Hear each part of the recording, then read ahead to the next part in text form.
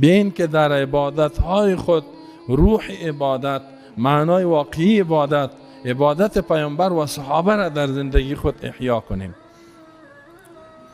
همو عبادتی که الله از ما میخواهد و نمو عبادت و اطاعت و بندگی که پیامبر صلی الله علیه وسلم بر ما شما هدایت کرده است و راهنمایی کرده است که این چنین عبادت کنید.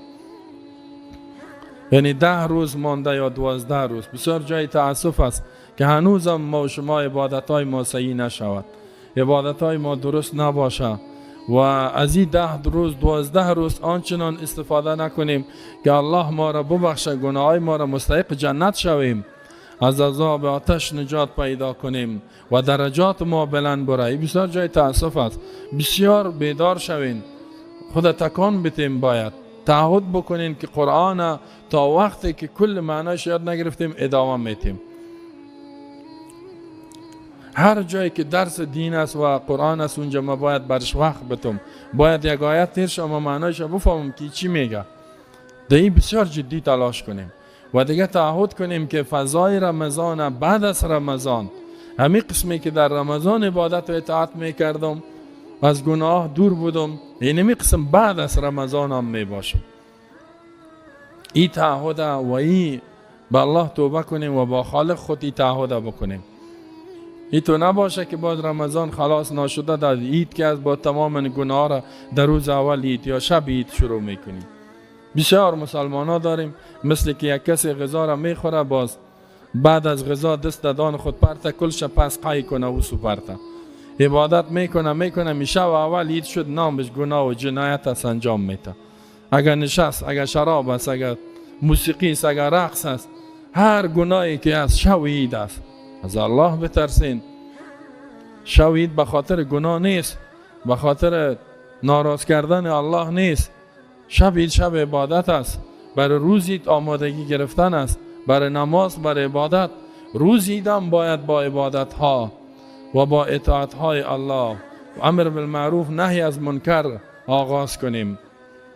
زیرا ما و شما 24 ساعت هر لحظه، هر ماه و هر روز باید بندگی الله را کنیم. این نیست که در اسلام عبادت ها فقط برای یک ماه باشد یا فقط برای 10 روز باشد یا فقط برای چند ساعت باشد. 24 ساعت عبادت و اطاعت الله را الله از ما و شما میخواهد. پس در عبادت های خود اینی شرایط بسیار مهم است دوستا. با عقیده توحید و ایمانیات، با اخلاص کامل،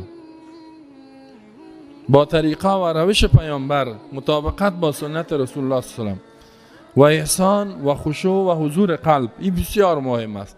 این چنین عبادت و اینمی نوع عبادت در 10 روز در وجود خود احیا کنیم و زنده بسازیم. بعد از این کل سال خود می تو باید عبادت و اطاعت کنیم که دعای ما و شما زمانی که عبادت ما پیش الله قبول شد، با دعای ما قبول میشه، باز الله مشکلات ما و شما را هم حل میکنه. نماز ببینی صحیح نماز نمیخوانه دوستا، یک نماز میخوانه که به معنای نماز خود نمیفهمه، به مفهوم نماز نمیفهمه، مقتضیات صلات نمیفهمه که این نماز از ما چی تقاضا داره. اینجاست که اکثر نمازگزارای ما همون گناهی که سابق میکرده هیچ گناه را ترک نمیکنه. نماز میخوانه ایاک نعبد و ایاک نستعین، اما باز ببینی که از دیگه کسی اطاعت میکنه، گاهی از خواهشات خود، گاهی از مردم، گاهی از قوم، گاهی از دیگران. ایاک نعبد خود تو گفتی که یا الله فقط از قانون و دستور تو ما اطاعت میکنم، باز تو میری یک گناه دیگر را میکنی. چه تعجب است به این تو نمازگزارا. الله میگه اقیم الصلاة ان الصلاة تنهی عن الفحشاء والمنکر. نماز قایم بکو، برپا بکو، دائم ادامه بده، زیرا نماز از فحشا و منکر مانع میشه. اما ما نماز میخوانیم هیچ و نمو گناه کسی تغییر نمیخوره، تصمیم نداره گناه را از وجود خود، از چهره خود، از بدن خود، از فامیل خود، از جامعه خود گناه را دور کنه و علیه گناه، معاصی و نافرمانی مبارزه کند. این روح عبادت خود را بین که واقعی بسازیم، حقیقی بسازیم، نشوه که 60 سال 70 سال عبادت آخر آمیچ. پیامبر صلی الله علیه و سلم می فرماید کسی رمضان آمد در زندگیش به حد عبادت نکرد که مستحق جنت شوه، میگه هلاک شوی، بینی از این خاکالود شوه. در رمضان آمد در وجودش تغییر نامد، خود را اصلاح نکرد.